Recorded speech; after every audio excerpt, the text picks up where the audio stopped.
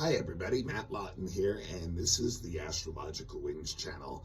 Gonna take a look at the astrological weather report for the last week of the year of 2023 from December 25th, Christmas Day, until December 31st, New Year's Eve day. And there's a lot going on this week, actually. So first of all, for anybody who does celebrate Christmas, who's a listener, Merry Christmas. Right on Christmas Day, we have the blog. So lots going on this week. Full moon in Cancer, and we also have Mercury retrograde conjuncting Mars, and both of them involved with Neptune, and Venus is changing signs going into Sagittarius. And as I mentioned in the monthly, both Jupiter and Chiron are going direct this week. So a lot to look into this week. And just real quick, just remember the Astrological Winds channel is a free video blog available on YouTube. Become a follower if you have an account. Turn on your notifications. Please pass the link on to somebody else. It's a free service that I offer, and I'd love for you to help me get it out there by passing it on. And remember, it is on podcast too. Just look up the Astrological Winds channel.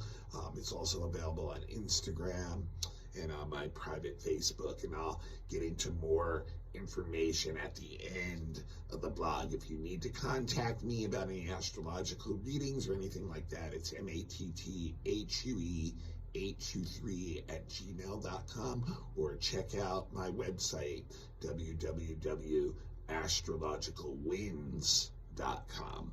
All right, like I said, I'll get more details on that stuff at the end. So Christmas Day, today, beautiful, beautiful Venus trine Neptune. I mean, you couldn't really ask for a better aspect to have on Christmas Day.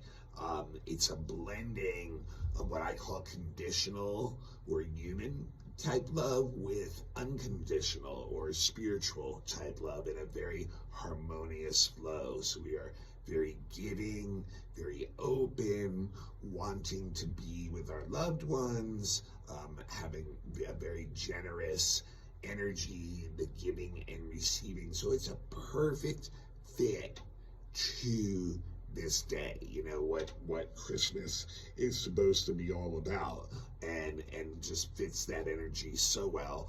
And it does have us on like a more spiritual kind of energy, a more like goodwill to all kind of energy, and it can get us very idealistic in our relationships and have some of those ideals actually met and appealed to, and we can get within relationships too, find people that we have a deep spiritual connection, similar spiritual connection with, and even on the romantic level and even beyond romantic level can get us into like soulmate type connections too. It's a very, very, very beautiful blend, but it just really fits what Christmas is supposed to be really about. More than anything else, it's that sharing and giving and receiving of affection and love with our family, with our close friends, and spreading that joy out to the world. So how beautiful is that to have the week line up just like that. Then on Tuesday, just real quick, I did mention it in the monthly, and I'm not going to get into it deeply because there's a lot to cover this week. Chiron does go direct on Tuesday, and still in Aries, and it will it's a time, like I said, now it's almost like, I think the analogy I'd like to use in this one is almost like licking our wounds, like retreating within and licking our wounds the last few months, and maybe getting some wisdom and learning from that, hopefully at that point. And now we can start to stabilize ourselves and take more action for our own path, our own life journey being the way we want it to be, not allowing it to be hurt or wounded and taking that on. So, like I said, I got into more detail with that. Chiron will stay in Aries, and around July 26th, it will go retrograde again, still in Aries, and I think about 23, 24 degrees at that point. So a long time now, about 7 months of it being in direct energy. Okay, the big event of the week, also on Tuesday, is a full moon in Cancer at 5 degrees of Cancer. So that means the moon is opposite the sun at 5 degrees Capricorn. So that's the tension, that's the axis that is being pulled upon, and that's the home versus career, or private versus public life axis. So that's where, like, an opposition, like I say every month when there's a full moon, is an energy of tension. It can bring together, but it can also, like, pull apart. It's like, seeing different ways of things, seeing even a reflection of ourselves in others. But this is a pure one too, because the moon's in Cancer, so there's no other planet. The moon rules Cancer, so there's no other planet that's going to get interfering, although there is some really nice balance with this one. The moon is separating from a trine to Saturn, while the sun has sextiling that Saturn, and at the same time it's applying to a sextile to Jupiter, which the sun is going to trine. So this is a I really like this full moon, actually. I think this is going to be, this one can be worked out with in a very harmonious way if we can do a couple things, and we've got the allies to help us set up within this full moon's energy to do just that. And so, like, what does that moon in Cancer want? Moon in Cancer wants, it feels good, it feels secure, it feels best. Remember, the moon is all about our feelings, emotions, with family, with close friends, with our home base, with a place to come back to, a hearth kind of energy, something that, is related many times to our past, to our heritage. So that's, what it wants. And the moon in Cancer, the moon rules Cancer because it's the most emotional sign. Cancer moon feels its way through life, trusts its instincts and emotions to get it through,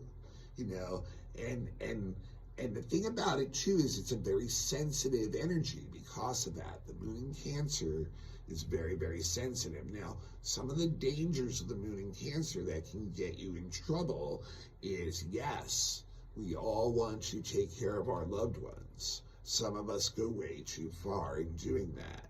We become possessive. We live our lives through them. We get our own emotional satisfaction or dissatisfaction through, what's going on with our loved ones, rather than focusing more of our emotional life on ourselves and taking care of ourselves. So we have to be careful about getting manipulative with our loved ones, trying to push them around too much, and therefore actually drive them away. But there's also something that's very, very real in the full moon lineup here too. And I'll go back to that thing about Cancer, feeling its way through life, right? And being very sensitive emotionally. So can take, like, things said to us too much, too personally, too subjectively, and get inner hurt emotionally out of that. So that's where the challenge with the Capricorn energy comes in, because the Capricorn energy is about going out into the world. Cancer's coming back into home, hearth, inside ourselves, even, the inner world. Whereas the Capricorn energy is all about ambition in the outer world, in the physical world, in the material world, in the earth's element that it's in. And so it does not have time for sensitive emotions and people when it's got this ambition and this serious energy that it wants to move forward with. It wants practicality. It doesn't want, to be The last thing it wants is to be driven by emotions. That's completely irrational from the Capricorn point of view. That's how you don't get much success in the real physical world, if you can't discipline emotions. And, and as what do they say in business? You can't have a sensitivity in business. You can't have that emotional sensitivity that'll drag you down. You have to be able to detach. So that's where the Cancer and Capricorn have an issue with each other. Is like Capricorn can suddenly be that insensitive energy that Cancer overreacts to, because it's always feeling its way through life and is very sensitive. So that's where the struggle is on this axis. It's that external ambition, practical, grounded approach, using a lot of wisdom and knowledge that we've gained and we know is solid, versus this very driven by emotions, driven by those kind of connections emotionally, family, home, inner world. And that's the tension. Now, what's interesting is the trine of the moon to Saturn and the sun sextile to Saturn, which they're separating from but still very close, shows that there is the ability to kind of have that discipline with our emotions right now, that we can bring in some discipline and practicality to the emotional side of ourselves.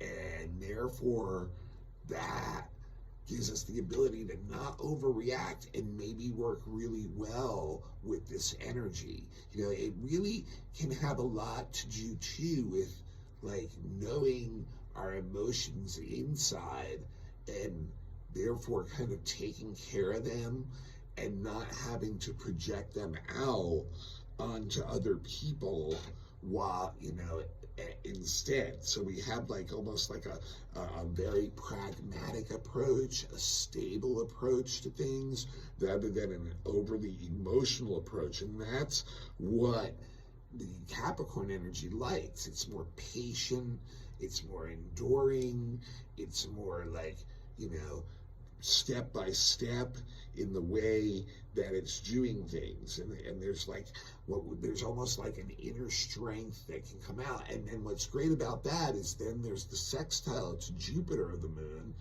and a trine to the sun, and they're applying. So that's the energy that this full moon is moving towards. So by keeping that kind of discipline, see, remember, I always say this, Jupiter is all about expansion and growth, right? And Saturn's all about restriction and integration and bringing it into some kind of form.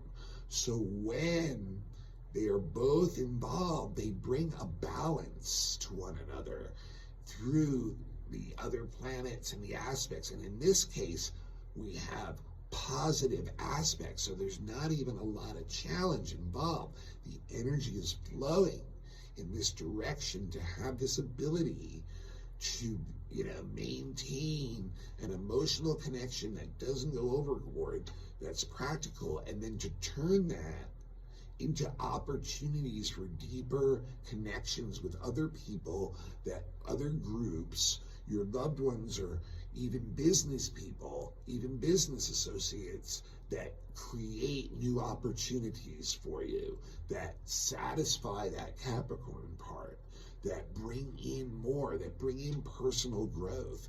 And yet it's emotional too. It feels satisfying. So it helps the Cancer moon too. It feels more secure in that energy. So it's a very, very, it's a time when we can really share in a grounded way emotional stuff and make much deeper connections in all our relationships. And that brings in a harmony and a flow that can bring in more opportunity into our lives and bring growth that's stable, bring growth that that's long term, that's built up. It helps a lot of that energy that the Capricorn wants. So, look at the houses that 5 degrees of Cancer and Capricorn are in your chart, and then you'll know the areas where this energy of this full moon is working the most. But that Jupiter is going to give us a boost. It's going to give us a boost of optimism where we won't go overboard, and we will want to bring in, growth. We will want better, more peaceful, harmonious connections with others. So very interesting energy on this full moon. I really do think it's one that we can really work with well. Like, the energy is in our favor to make this one not as wild as a full moon as we know they can be. Now, there is some tense energy from Tuesday through Thursday when Mercury retrograde conjuncts Mars, okay? And then they're both squaring Neptune at the same time. So here we have this energy of like, okay, Mercury and Mars together can be very subjective thinking, and it gives a lot of energy behind our thoughts.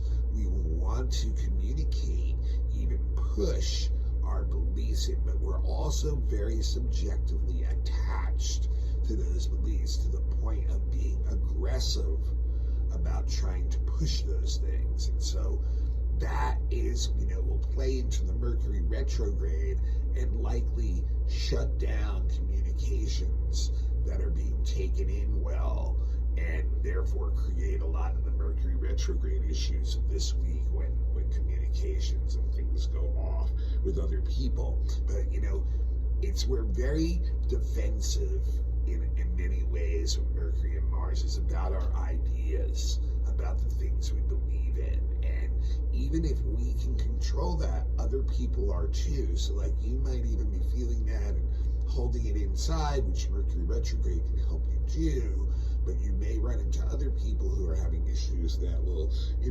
just blow them out. So it can be difficult. And then the square to Neptune just makes it extra difficult, because to me, that is telling us we aren't even clear or know if what we're believing in and fighting for right now is right anyway. It might be just some idealistic vendetta, basically, that we're so we don't have an objective point of view on. We're stuck in our own ideals, our own beliefs, our own religion, whatever it may be, and therefore it might not even be worth fighting for. It may be, we may find out that, the whole thing is some kind of illusion that we're creating ourselves. And the thing about that too is it's basically your belief system may be on shaky ground, and if that, what you're doing is you're setting yourself up to be let down, which is very disheartening, which is where the Mars energy kicks in with the Neptune and can literally suck the energy or life out of anything you're doing. It can be like kind of futile attempts, basically, and that can be very discouraging. And then the Mercury with the Neptune basically is saying, we may be tempted to try to deceive others or hold back info, or others may be trying to do that with us.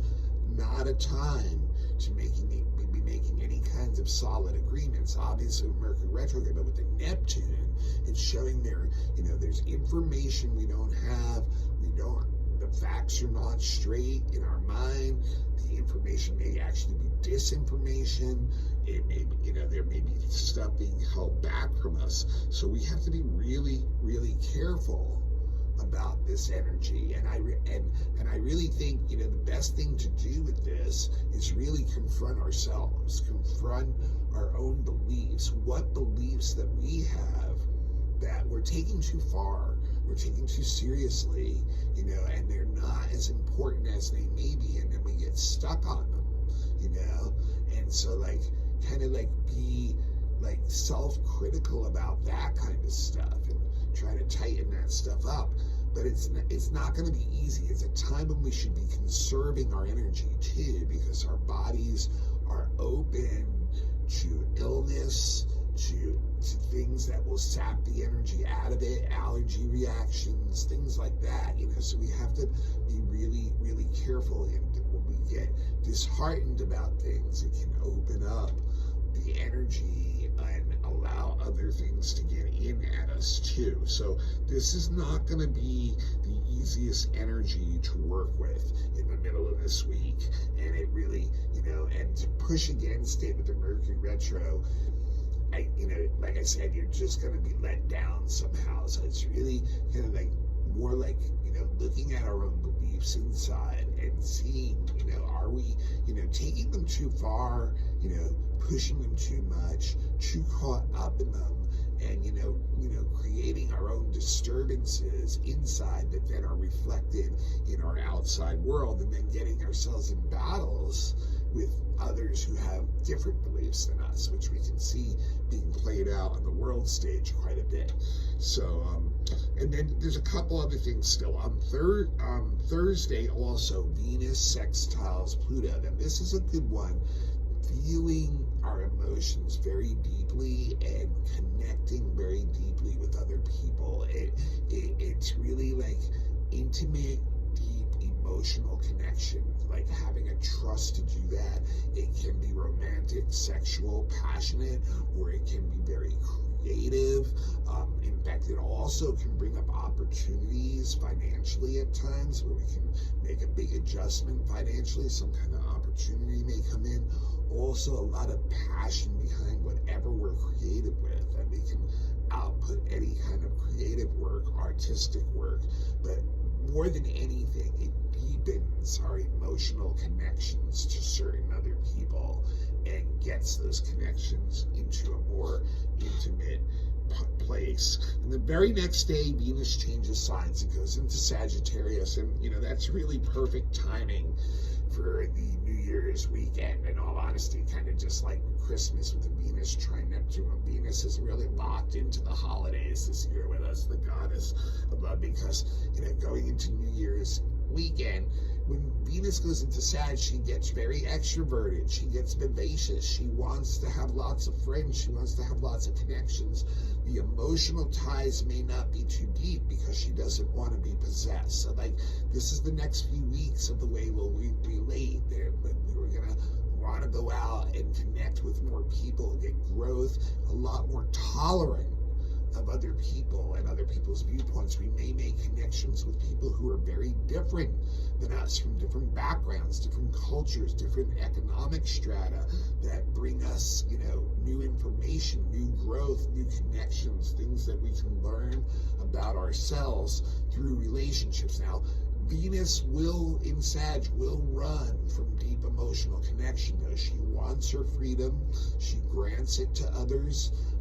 Likes, those kinds of connections. Also very much into Mother Nature, that, just being outdoors, having adventures out there, really feels that connection with others. So very interesting for Venus going into Sag right in that New Year's weekend. And then Saturday also, and I mentioned this also in the monthly, Jupiter goes direct in Taurus, and it will go all the way into Gemini on May 26th. And so this is the last 5 months that Jupiter will be in Taurus, and it will not go retrograde until October 9th of next year. And by then it will be so deeply into Gemini that it will not go back to Taurus in its retrograde cycle. So we have 5 months left of Jupiter in Taurus. And that, like I said, Jupiter's about growth. Taurus is about stabilizing that growth. It's kind of like building a solid base. So it can be slow growth, basically, a step-by-step growth. It's about collecting material things too, kind of getting security through having possessions, through having more things that we like, something that's solid, something that's physical. And even with our connections with others too, wanting like literally a physical contact. Jupiter and Taurus is a very warm environment rival type of energy, and at times can get overly possessive for sure. It can get overly extravagant and indulgent and maybe push a lot of the emotional, harder part of the emotional stuff under the rug. But this is a time where it's a time where, we can collect things that stabilize our material existence and have it grow in a stable and step-by-step way more than anything else. All right, so a lot going on this week. Next week is not only going to be the monthly, but I'm going to take a look at the year too. And there's really one, big thing is going to be Pluto going into Aquarius. In all honesty, that's really the big banner for 2024 will be Pluto going into Aquarius. Oh yeah, and one thing I wanted to mention, you guys, this was a funny thing. I don't really pay a lot of attention to the news, but I always see the astrological connection in some of the stuff. So I heard about, there was this party in Russia this week of the very wealthy young people, and I guess it was a very extravagant party, and the word got out. A very popular person that had the party on social media, and then the word got out, and of course they're in the middle of this war with Ukraine and a lot of deprivation going on. So when the word got out, it just really caused a lot of issues in Russia, and that to me was the perfect Mercury retrograde from Capricorn into Sag kind of expression, just not thinking about Mercury goes back into Sag, you're gonna have this big grandiose party thing and really get it all out there on the media and everything, Mercury, and not think about what the reaction of the Mercury starting off in Cap, of what the authorities and conservative people would think about something like that. So a lot of backlash came out of that, but I really was oh my gosh, once again, if you have all that money, you probably should have consulted an astrologer as to when you wanted to have that party, and it probably wouldn't have been the week that Mercury was retrograde from Cap to Sag, just saying. Anyway, this is Matt Lawton. This is the Astrological Winds channel. This is a free video blog at this point. I've been doing for years. It was podcast before that. It was a written blog before that. And I would love for you to pay it forward to me by passing the link on to somebody else that you know as soon as you sign off now. And if you have a YouTube account, please become a follower if you like what you see. And remember to turn your notifications on. And you don't have to watch it on YouTube. It's available on a bunch of different podcasts. Just look up Astrological Winds channel on your favorite podcasts, and you can tune in that way. Also, Astrological Winds channel does have an Instagram page. So if you have an Instagram account, please become a follower. Sometimes I post extra info in comment form during the week on that. And also, Facebook, private, message me, Matthew, 2 T's, Lawton, L-A-U-T, and I do post the link there. However, the website is a great place to find it too, and that is www.astrologicalwinds.com.